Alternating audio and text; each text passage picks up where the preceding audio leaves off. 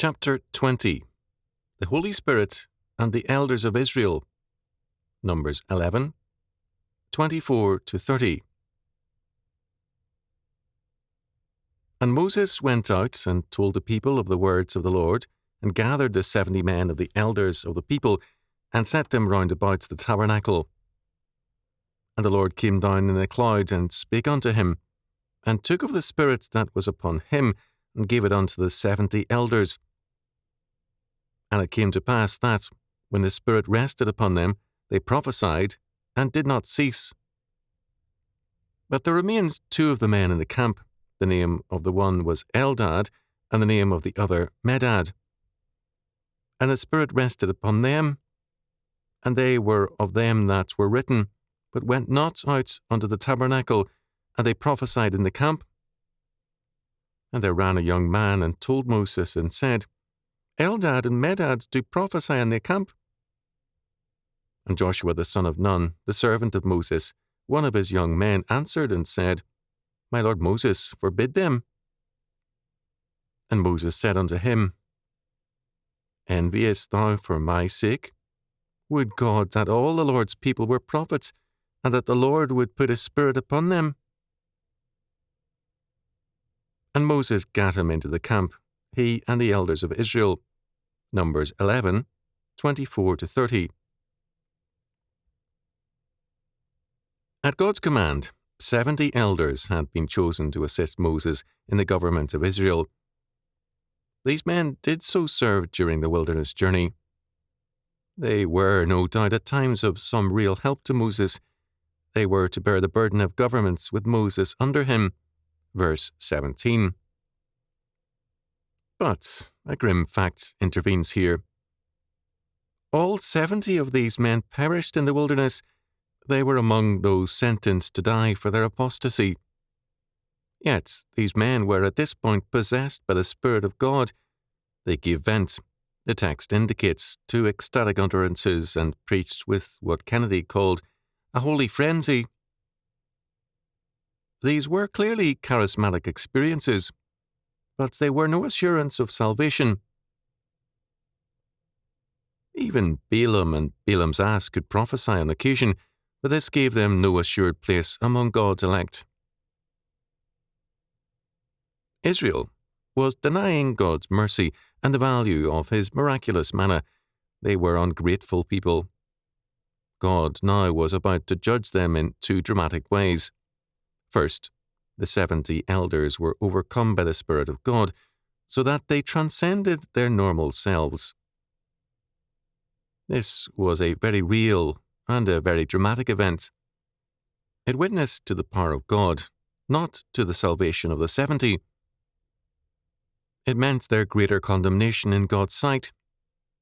Second, besides the supernatural experience of the 70 elders, we have reference to the miracle of manna, and then, in verses 31 to 35, to the miracle of the quails.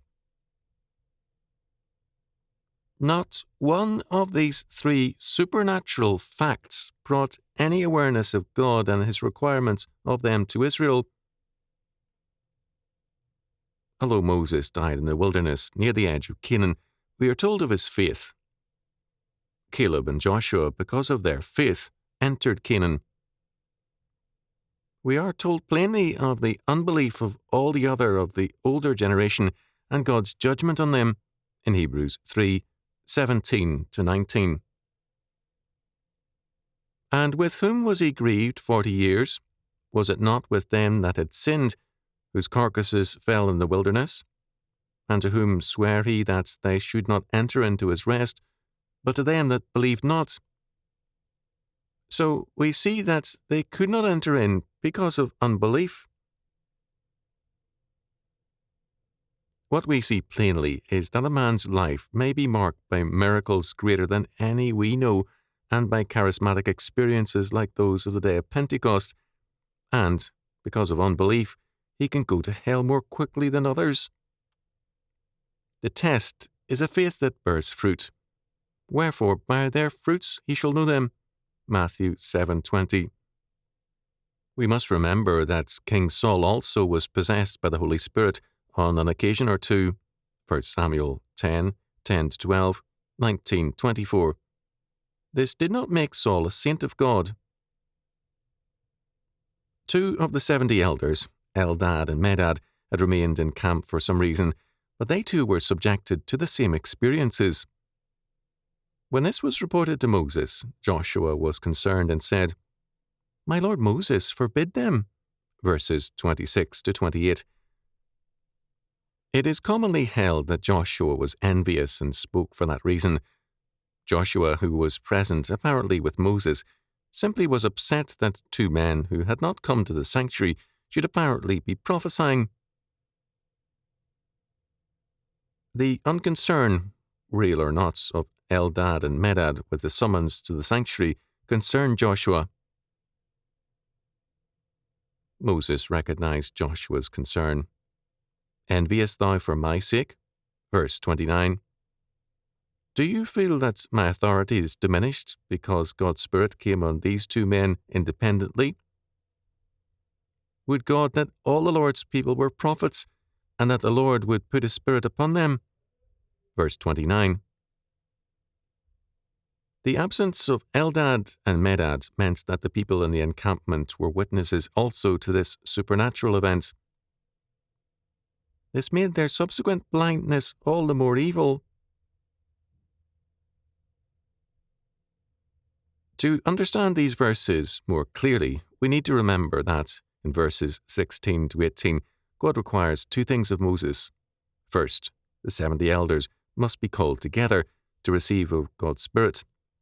Second, the people must sanctify themselves, because on the morrow God would give them meat to eat. God is thus making it clear that, if manna is an insufficient witness to you of my providential mercy and care, then 2 further miracles will reinforce the people's condemnation, the possession of the 70 elders by the Holy Spirit, and the miraculous provision of the quails. The plague that struck them, then, was God's judgment for their willful blindness to His providential deliverance and care. The calling of the elders and the provision of the quails is thus essentially related to the plague which followed. No matter what God did, the people were ungrateful and blind to His mercy. It does tell us much about the character of Moses that he rejoiced on hearing that even the absent Eldad and Medad were ecstatically praising God.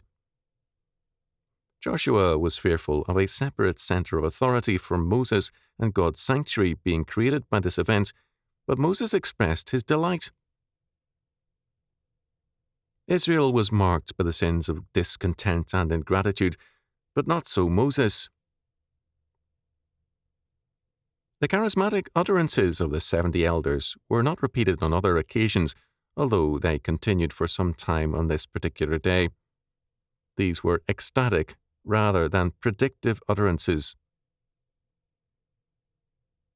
The charismatic utterances and the quail which came the next day were both miraculous gifts of God, and both were judgments on Israel because of their ingratitude. We are plainly told that the Spirit was put upon the people by God. It involved neither faith nor grace on their side, any more than it did with King Saul. It was not a subjective experience, but an objective fact. It said nothing about the men who received the Spirit other than the fact that God made a witness through them. When God is described in Exodus 25 as a jealous God, it means one who maintains His rights. We are His creatures, and as His property, He can give us gifts or recall them at will. God was thus maintaining His rights in the events of Numbers 11. He gave His people as evidence of His mercy, manna, the gift of the Spirit, and the quail. At the same time, He sent throughout the camp a consuming fire, death, and later a plague. God, as a jealous God, maintained His rights as against a people who were ungrateful and complaining. What could have been signal blessings became curses. We are told in 1 Samuel 15, 22 and 23, And Samuel said, Hath the Lord as great delight in burnt offerings and sacrifices, as in obeying the voice of the Lord? Behold, to obey is better than sacrifice, and to hearken than the fat of rams. For rebellion is as the sin of witchcraft, and stubbornness is as iniquity and idolatry. Because thou hast rejected the word of the Lord, he hath also rejected thee from being king. These words were spoken to Saul, who had been given charismatic experiences. Men can at times be lifted above their normal character and abilities by a variety of things. Here, the cause is directly from God, and it is supernatural. 70 men became, for the day, greater than themselves. The true test of a man, however, is his day-by-day faithfulness. Behold, to obey is better than sacrifice. It is a mistake, therefore, to regard this episode as a spiritual high mark, any more so than what happened to King Saul.